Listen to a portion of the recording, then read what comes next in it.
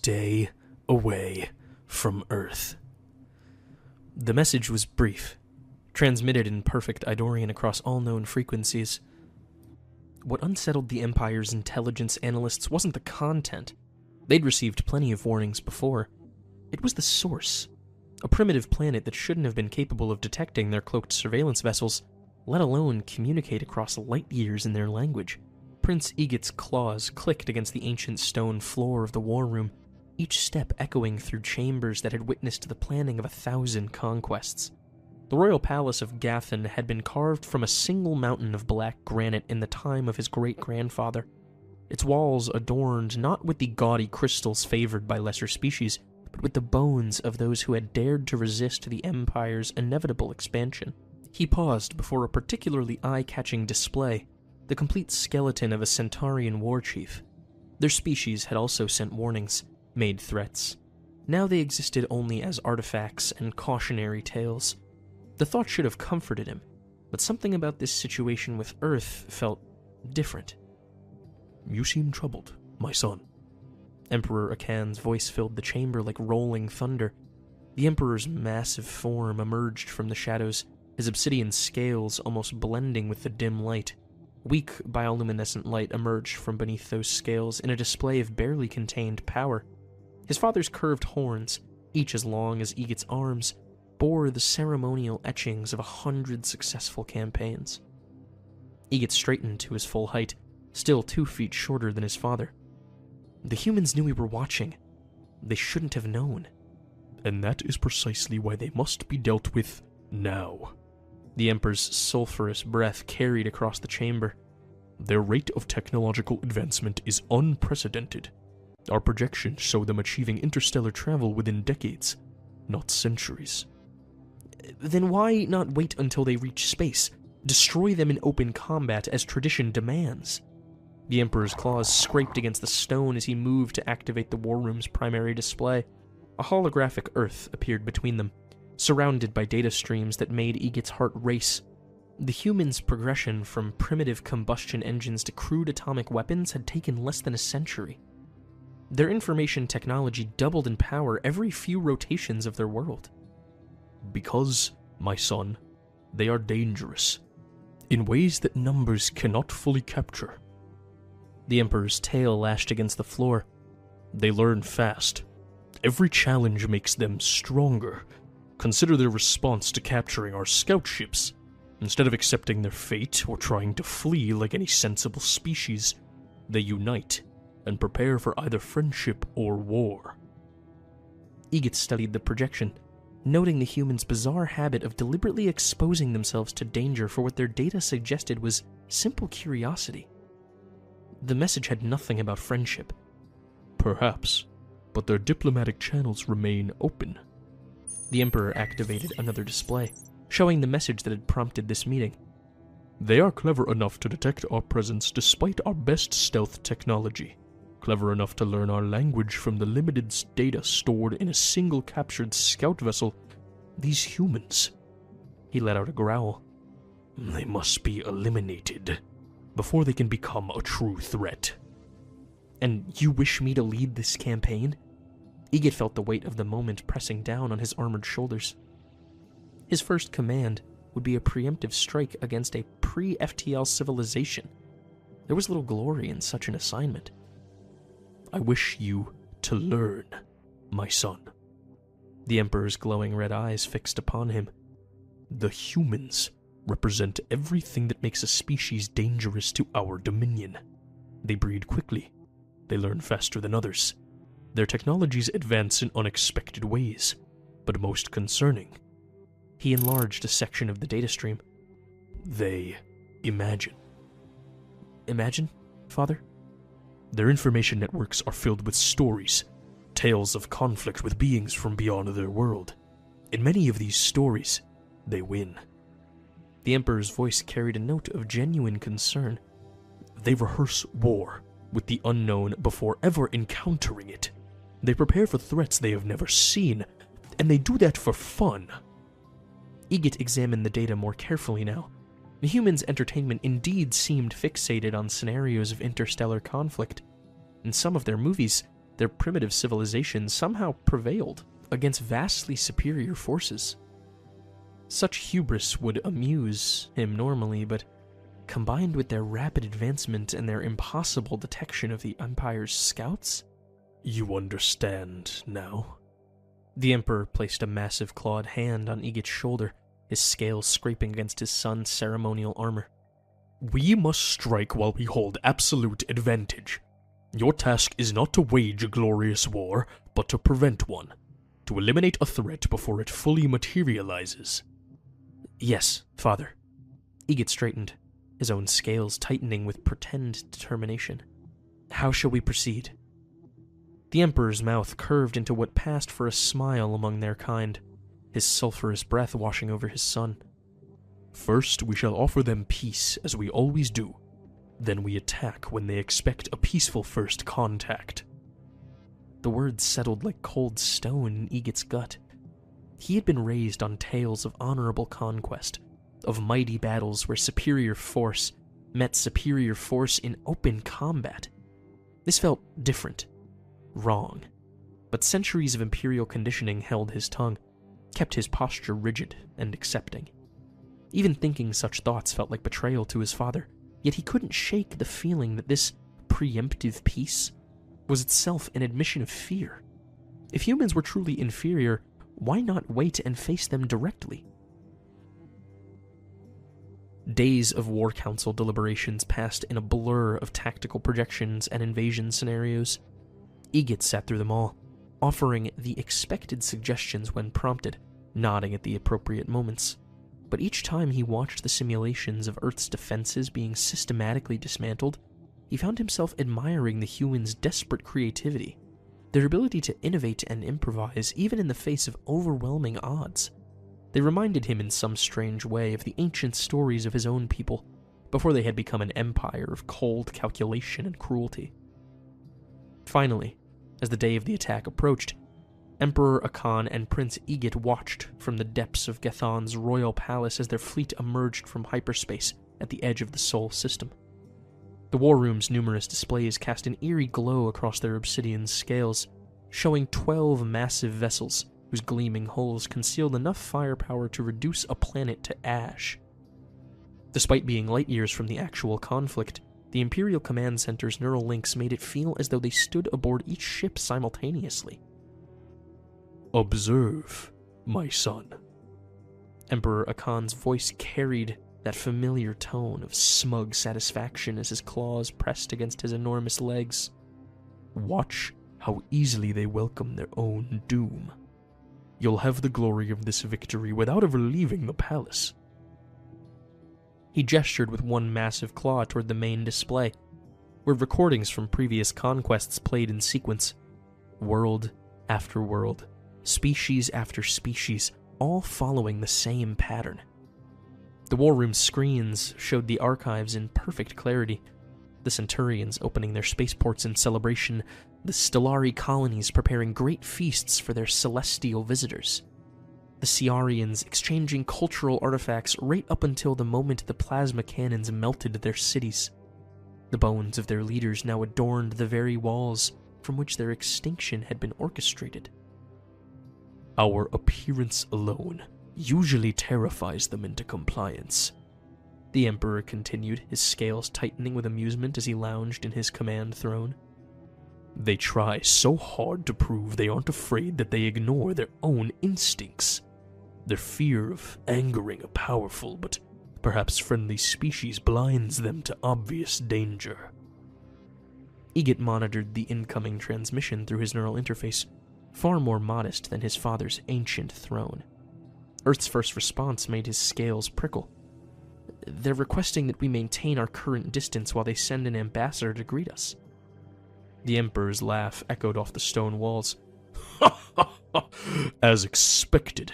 They fear offending us more than they fear our capabilities. He activated another display, showing the weapon systems hidden beneath the fleet's decorative outer plates. The aesthetic modifications to our ships cost us some minimal combat efficiency, but the surprise advantage more than compensates, and you, my son, will be remembered as the architect of this conquest. But Egit couldn't shake his unease as he paced the cold floor, his mind recoiling at the thought of being the architect of this conquest. The human's response had been too calculated, too precise. There was none of the panic or desperate enthusiasm he'd seen in the historical recordings. "Father, their message pattern differs from our previous encounters." "All species have their quirks, my son." The Emperor's claws scraped against his throne's ancient stone as he shifted position. "Some grovel, some bluster, some attempt to impress. In the end, they all fall the same way."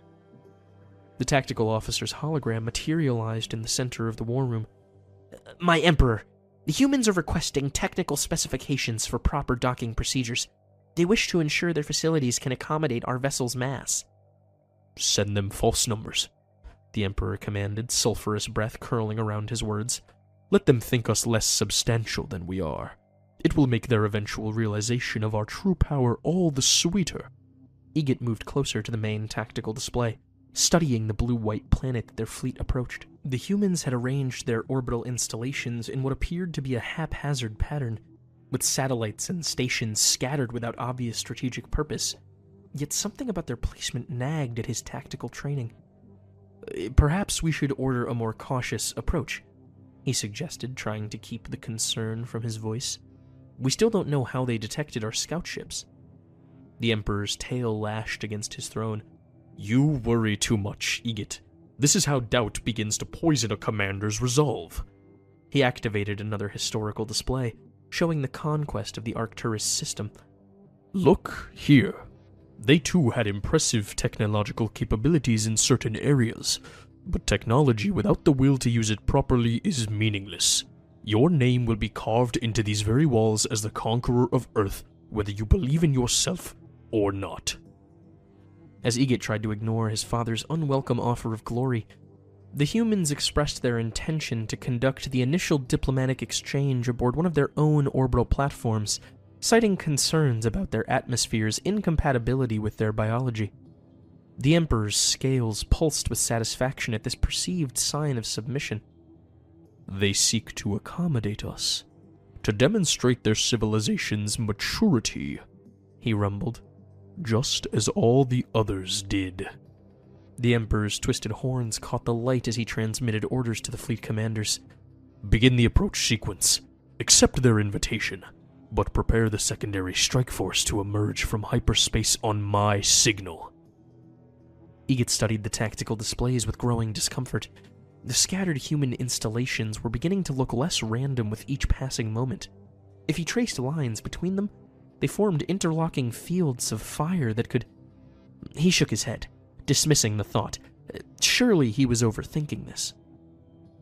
"Father," he tried one last time, "should we not at least order the bulk of our fleet to maintain a safer distance? Basic tactical doctrine suggests..." "Tactical doctrine is for wars against equals."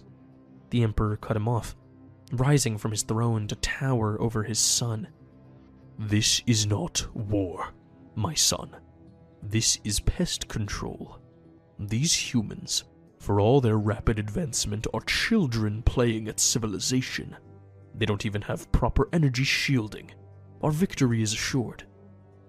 From their command center deep within the mountain, they watched as the fleet continued its approach, weapons hidden but ready, while the humans transmitted docking protocols and welcome messages.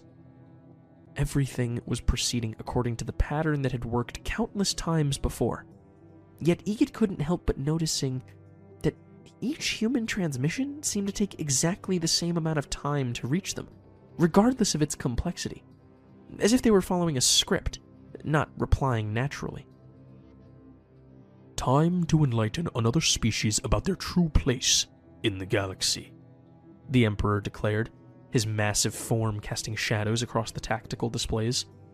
"Watch closely, my son. This is how we ensure the Empire's dominance, not through brute force alone, but through the artful manipulation of lesser beings' desires to prove themselves worthy of the stars." The fleet passed the orbit of the human's moon, formation perfect, weapons primed beneath their decorative plates. Egit's claws dug into his palms as he watched the distance decrease. The scattered human installations now seemed to be adjusting their positions slightly, movements so subtle they barely registered on the tactical displays. Everything was going according to plan. Everything was proceeding exactly as it had dozens of times before. Everything was perfect. Too perfect. And before Egit could express his worry, the first explosion caught everyone in the war room by surprise as one of their ships exploded before even firing its weapons. One moment, the tactical display showed their lead ship approaching the human's orbital platform. The next, a shining light consumed the ship, reducing it to nothing. Impossible! The Emperor breathed, sulphurous breath hanging heavy in the air as he leaned forward on his throne. The supposedly random pattern of human installations suddenly revealed their true purpose, each position marking a node in an interlocking web of defensive fire. Egit watched in horror as primitive but devastatingly effective kinetic weapons, simple metal projectiles accelerated to relativistic speeds, tore through their fleet's supposedly superior shields. The humans hadn't waited for the Idorian ships to reveal their hostile intentions. They had known. They had prepared. Evasive action! The Emperor's roar shook dust from the ancient ceiling. Deploy combat screens! Return fire! But even as he gave orders, more human weapons revealed themselves. What they had witnessed as debris turned out to be carefully positioned missile platforms, each launching swarms of nuclear-tipped projectiles. The neural link fed tactical data directly into their brains, forcing them to experience every moment of the slaughter. Egit felt phantom pain as the first ship's crew died, their final moments broadcast through the command network. The vessel's death throes played out across multiple displays, its hull peeling apart under the relentless barrage. They knew it! Egit realized, watching as the humans executed perfect overlapping fields of fire. That's the only explanation. Silence! The Emperor's tail lashed violently enough to crack the stone floor. They are primitives. They cannot possibly... His words cut off as another ship disappeared from the tactical display, its death marked by a spectacular explosion that scattered debris across the carefully planned formation. More ships fell as the humans revealed layer after layer of prepared defenses. Laser arrays, hidden in what they had assumed were civilian satellites, burned through armor that had withstood the weapons of far more advanced civilizations.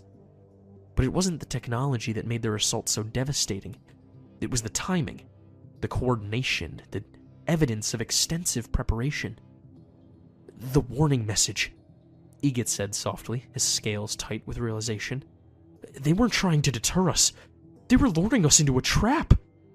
The Emperor's massive form rose to its full height, his horns scraping against the chamber's ceiling as he bellowed orders for the reserve fleet to jump in. We will not be humiliated by primitives. We will not... My Emperor... The tactical officer's hologram flickered with urgency. They're targeting our command and control frequencies. Somehow they used the data from the captured scout ship to...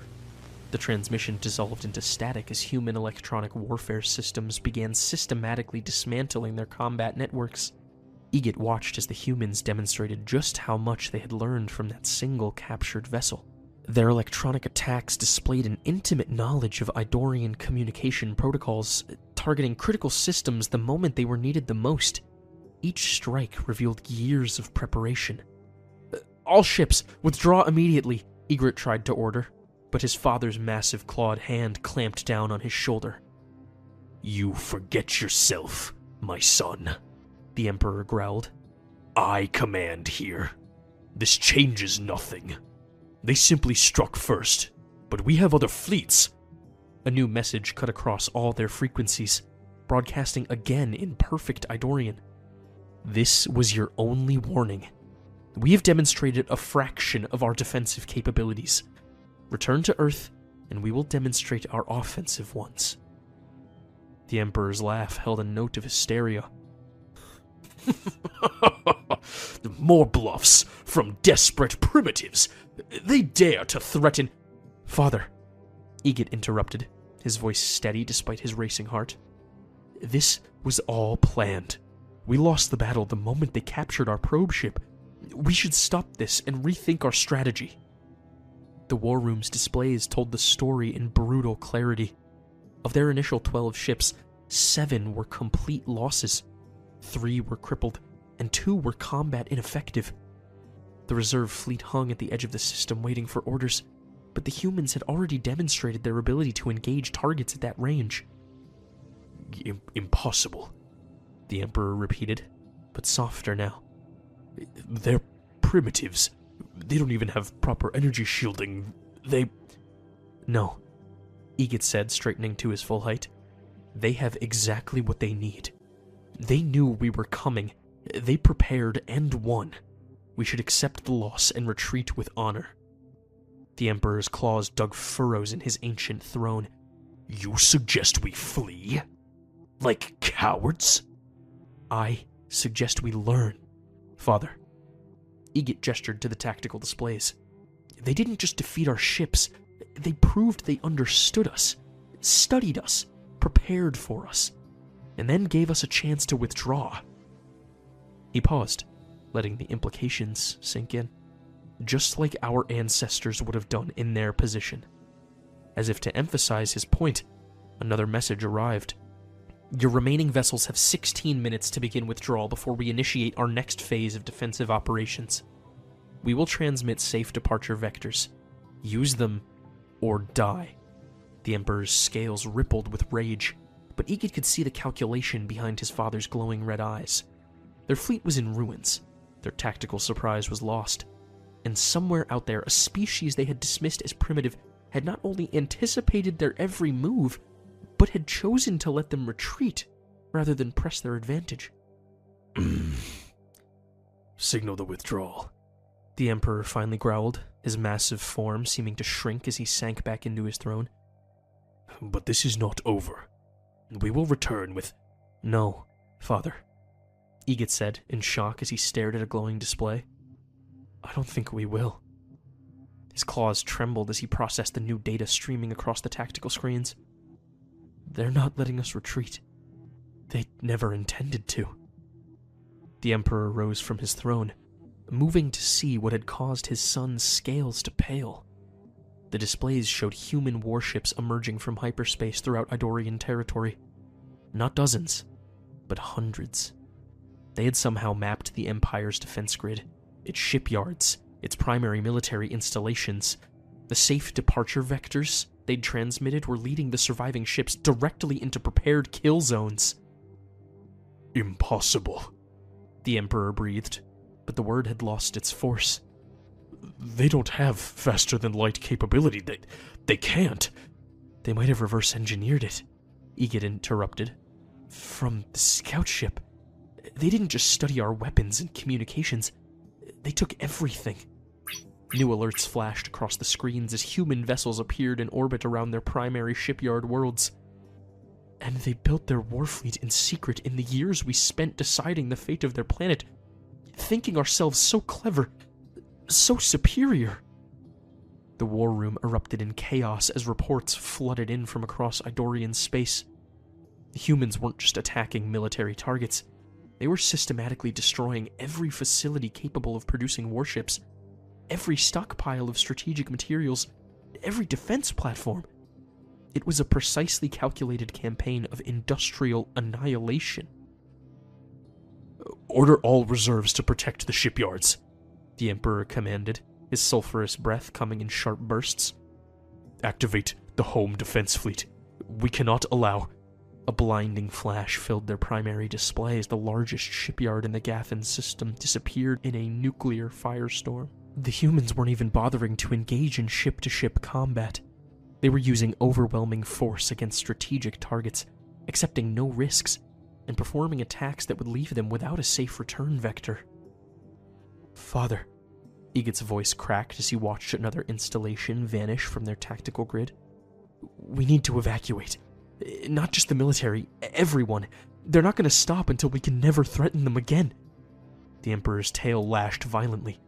We do not flee. We are the Idorian Empire. We have ruled the stars for 1,000 generations. We might be extinct if we don't act now, Egid roared, surprising himself with his defiance. We could gather the civilians, and flee to the colonies. The tactical displays painted a brutal picture. In less than an hour, the humans had destroyed more military infrastructure than the Empire had lost in its last 10 wars combined. Their methodology was ruthless. No warnings, no demands, just the simultaneous execution of what had clearly been years of planning. "I beg you, Father," Egit continued, his horns lowered in submission even as his words challenged everything they had believed. "We already lost." A new alert drew their attention. The humans had begun targeting the Empire's long-range communication arrays, an attempt to isolate military commands from their units. "Father, please," Egit tried again, watching as another defense platform vanished from their screens. "Order the evacuation. We can save our people, if not our Empire. We have enough cargo ships to move everyone. Perhaps they will show us mercy if we scatter across the galaxy." The Emperor stood motionless, his massive form silhouetted against displays showing the systematic dismantling of everything he had ruled. His curved horns, etched with the records of 100 victories, seemed to weigh heavy on his head. "Mercy," he finally spoke, his voice uncharacteristically quiet. "You think there is such a thing as mercy? They are not being merciful. They are being thorough." He gestured to a tactical overlay, showing the precise positioning of human forces.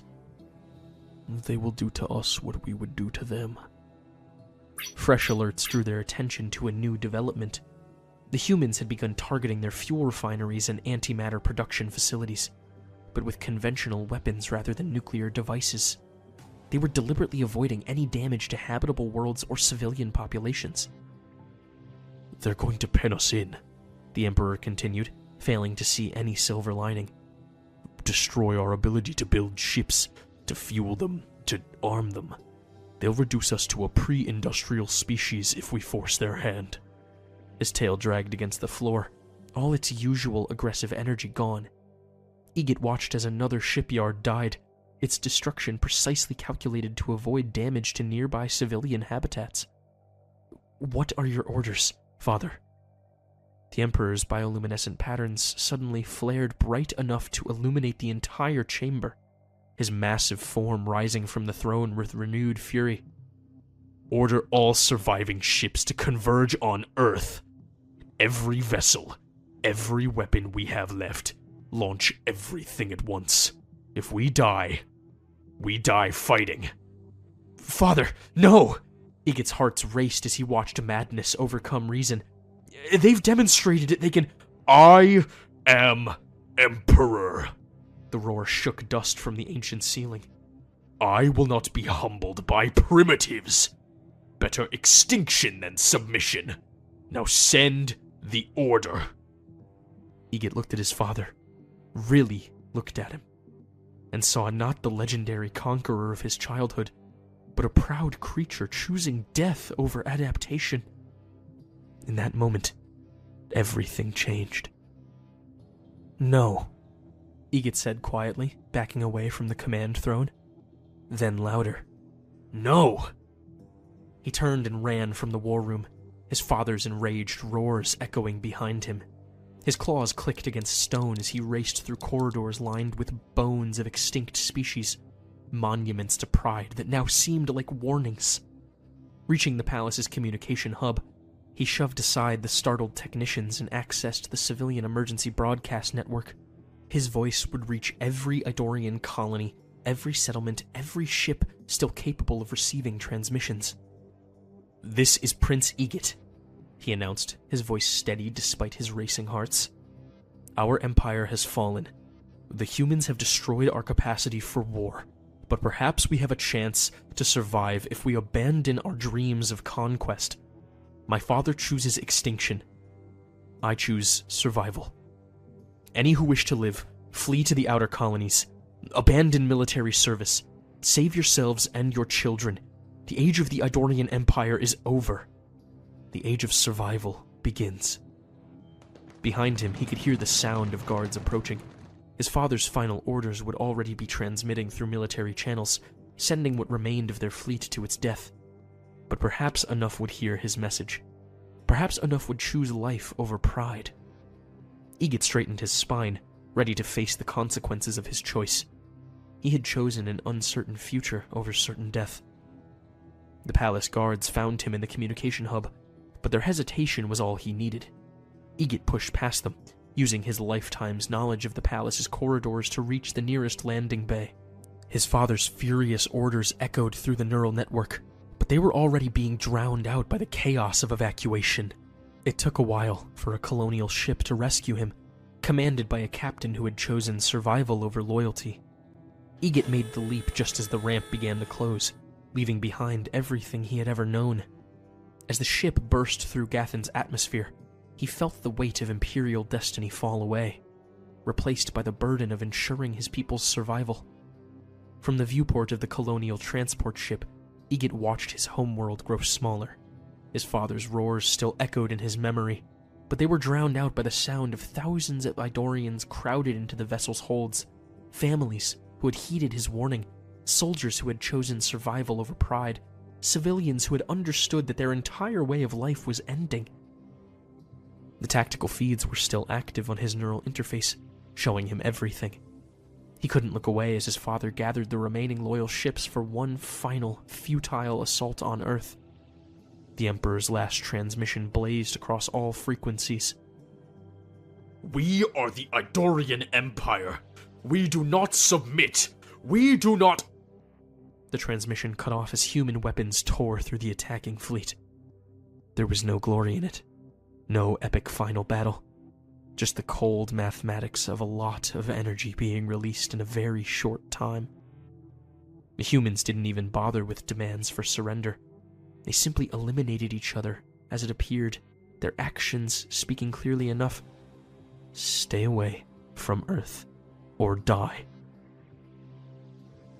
My Emperor, one of his father's former advisors approached, horns lowered in submission. The title felt wrong to Egot. He had never wanted to gain the crown this way. The humans are approaching Gathan. It seems they're targeting the palace specifically. Through the viewport, Egot watched lances of light descend from orbit. The royal palace, carved from a mountain and stood for thousands of years, decorated with the bones of conquered species, housing the collected knowledge of their empire, disappeared in a flash that lit up half the continent.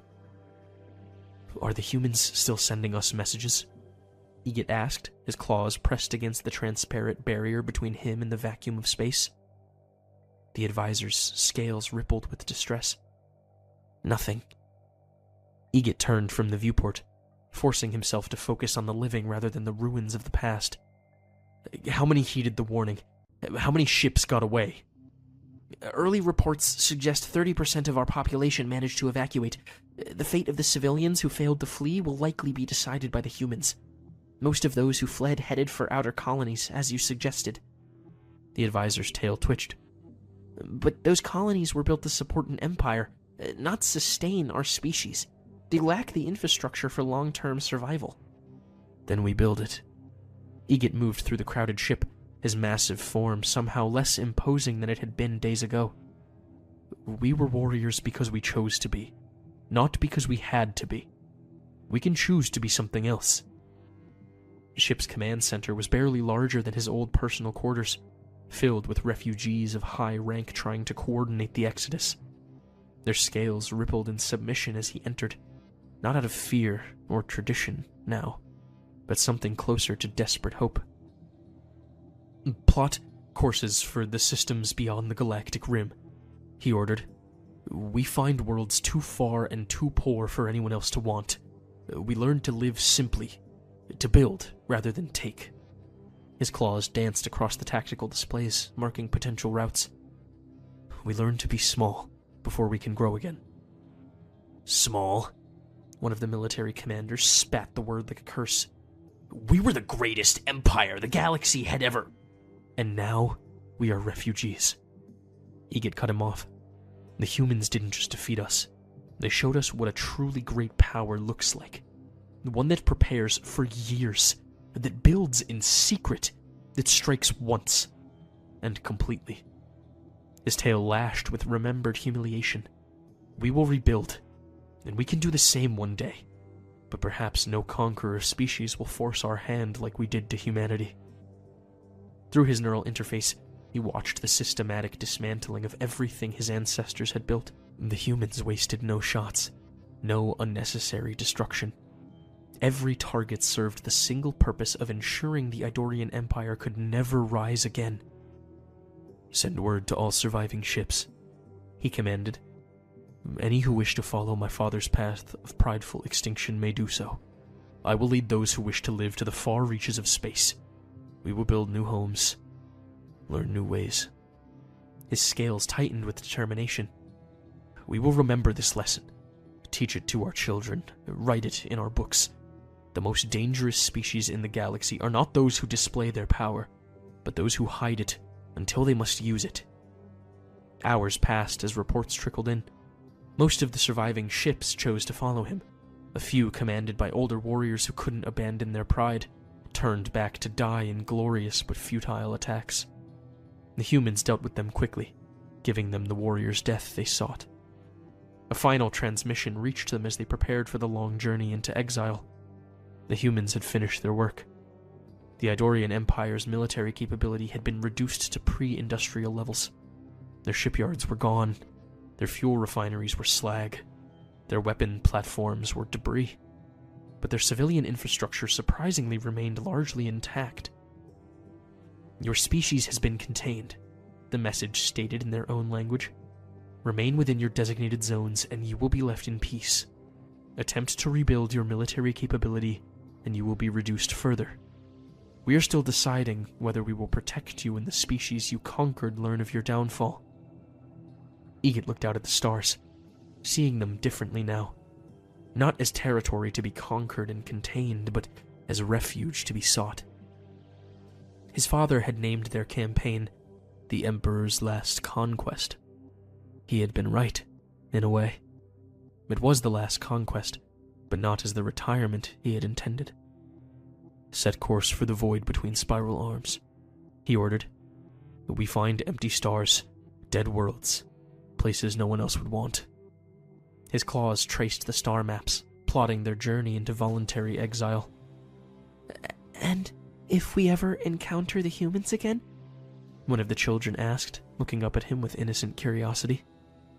Egit lowered his horns to meet the child's gaze. "Then we hope enough time has passed for them to forget us, or at least forgive us." He straightened, looking out at the endless stars that awaited them. "And if they have, we vow never to repeat the mistake of attacking them again." The ship of the Exodus disappeared into hyperspace, carrying with them not the pride of the Empire, but the humility of a species that had glimpsed its own extinction and chosen a different path. Behind them, the bones of their conquests turned to dust in empty halls. Monuments to a kind of greatness Egit would teach them to never seek again.